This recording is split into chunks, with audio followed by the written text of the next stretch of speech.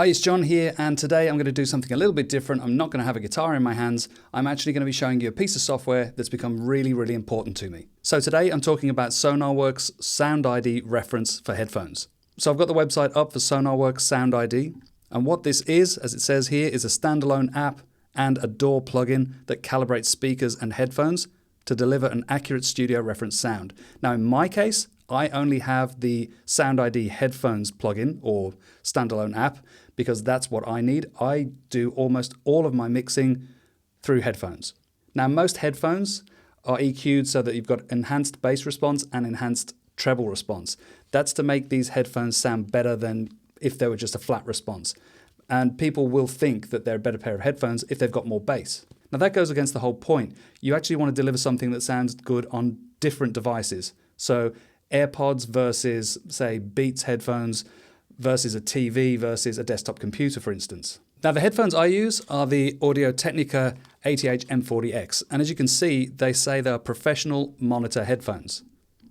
So what does that mean? Well, it says here, for professional studio tracking and mixing, as well as DJ monitoring. Tuned flat for incredibly accurate sound monitoring across the entire frequency range. Okay, so in theory, if I'm using this new SoundID headphone software, they should show that this has a flat EQ. So let's find out. So here's the SoundID Reference app. This is the standalone app, not the plugin. I'll show you that shortly. I'm going to go to Add New Output, External Headphones.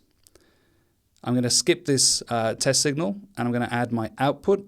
Now with this new preset, I need to tell it what I want to do. So what do you want to do? I want to add a new profile. It has one here that I've already set up. So I'm going to add a new profile to show you how it works.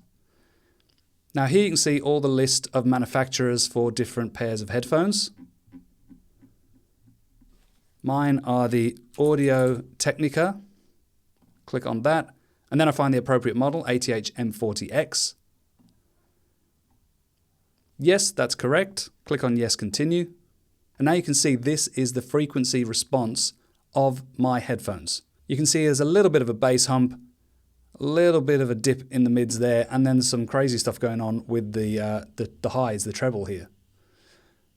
So what do we want to do? Well, once calibrated, the calibration is going to try and cancel out those frequencies and try and flatten the signal. The target, that's the target, a flat line. So why do we want to do that? So by flattening the EQ, I can add bass and treble without having the headphones interfering with what I'm actually hearing. And interestingly, they say it's a flat response, but you can see here it's clearly not a flat response. Now as another example, I've just loaded the Beats Solo 2 headphones, and this is the profile for Beats. So if I just turn off the calibration, so you can see there's quite a large amount of bass that's been added, a bit of mids here, and then some treble as well. And then if you go to the simulated after, it does actually flatten it out completely. Going back to the Audio-Technica, again, you can see this pink line here is what the simulated after EQ will be. So that's great for when I'm mixing down a track that I'm going to include in my YouTube videos. But aside from this, it also has this thing called translation check. So the translation check lets you listen through predefined EQ curves to mimic certain situations. For instance, here, cars, you have car 1, car 2 with lots of bass, and car 3. You have headphones and different headphone profiles like AirPods, in-ear average, so that's across all in-ear type headphones. Over-ear and on-ear average.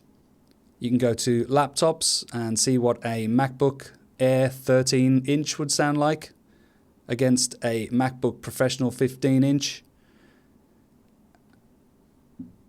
Then you have a smartphone average, which obviously is not going to have much bass. And then you have studio speakers such as Mixcubes and the NS11s, which are sort of an industry standard. And they're quite a flat response and don't have a lot of bass. Then you have TVs with a TV average. And then other, which are like a B&K 1974 speaker target, tilt 2 dB, 3 dB, 4 dB, and an X curve. So what's the point of this? Well, you might think you have an amazing sounding mix, but then when you listen to it on a car stereo, it might sound terrible. And then when you're listening to it on, say, a smartphone, you might not be able to hear certain parts, and same with in-ear headphones like AirPods. So this is a quick way to let you reference, switch between those EQ curves and see how it sounds. So let's jump into Luna, the DAW that I use, and I can show you the plugin version. Okay, so I've opened Luna. I have my session open here to a track that I'd been working on recently. And if I go into the mixer view, you can see here I've added the SoundID Reference plugin on the main output. So that's on the master kind of bus here. So what that means is when I play back, if I turn off the calibration, so calibration disabled, it'll sound like the regular audio. Let's pick a place here.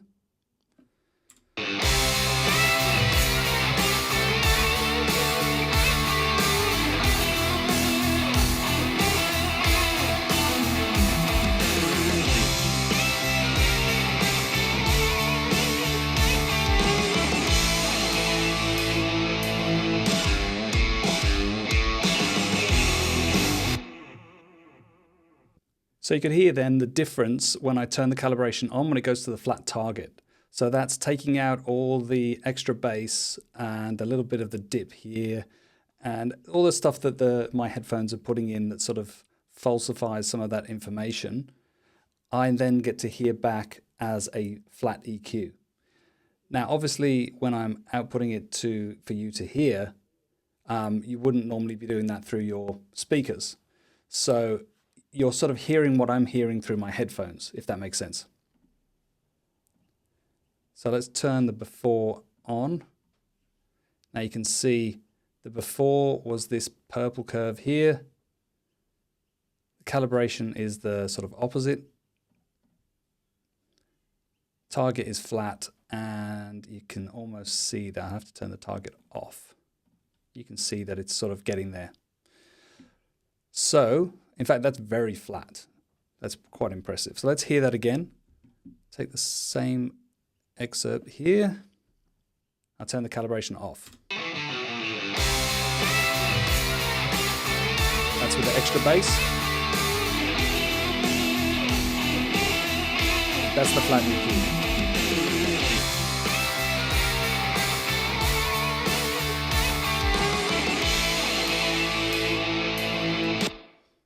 So you can hear that what I'm hearing in my headphones versus what the actual output is when it's a flat EQ is very different.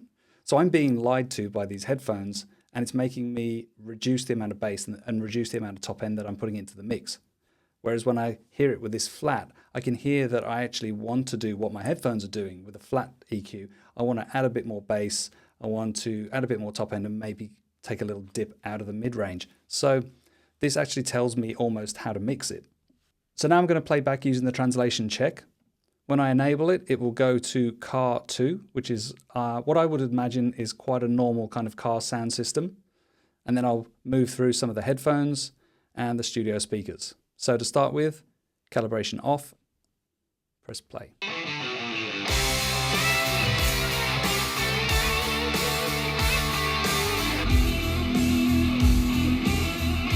That's car 2.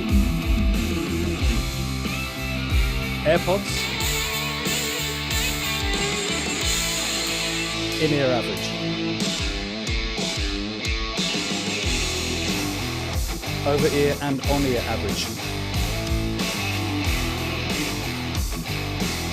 Smartphone average. Oh, get that off. Mix cubes. These are studio speakers. NS11s.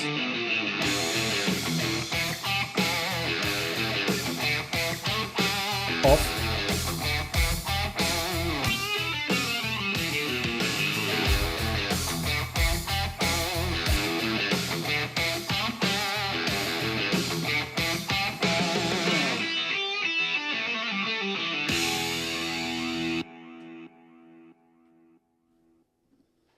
So you can really hear there the difference with that translation check, what happens when you're listening on a pair of studio monitors. That the NS11s are just like the sort of standalone small speaker, doesn't have a lot of bass to it, doesn't have a big sort of woofer speaker that's in there. So therefore you can listen to that. They're very flat EQ, and you can boost some of the bass and know that when you listen to it on the headphones, it's not going to actually go too far. So you can check by turning the calibration off and making sure that you're not pushing it too much, but then go back to that sort of flat response and figure out what you're going to do to make sure it sounds the best across all these different devices. But the best thing is that you can just cycle through them and check and figure out, does it sound really bad now that I've boosted the bass when I check in the car, because the car's got a lot more bass in it? Or have I put too much treble, and then when I go to a smartphone, it's going to sound awful. So it gives you a way to just kind of cycle through these and know without having to publish the video and then check it, or publish audio and then check it, which is, it's not as easy to do, especially if you've got to check on multiple devices. All right, that's it. So thank you so much for watching. Thank you to Sonarworks for sending me this plugin. And if you want to check out more, head over to sonarworks.com. Now you can see in the pricing page the difference for the headphone only version. There's the speaker and headphones version, and then there's like multi-channel for like broadcast, etc. And then virtual monitoring. So if like me, you're only mixing on headphones, you can just grab the €99 app. But if you have a studio and you want to calibrate your speakers as well, your monitor speakers, then grab the speakers and headphones. It's a bit more expensive because it has a measurement microphone that comes with it. And that is a way that you can actually measure the output of your speakers. And then it does the calibration based on what's coming out of there and based on the room sound. If you head over to YouTube and search for SonaRID Reference, there's heaps of videos showing how the speaker calibration works using the measurement microphone. All right, thanks for watching. If you have any questions, pop it in the comments below and I'll try and get back to you as soon as I can.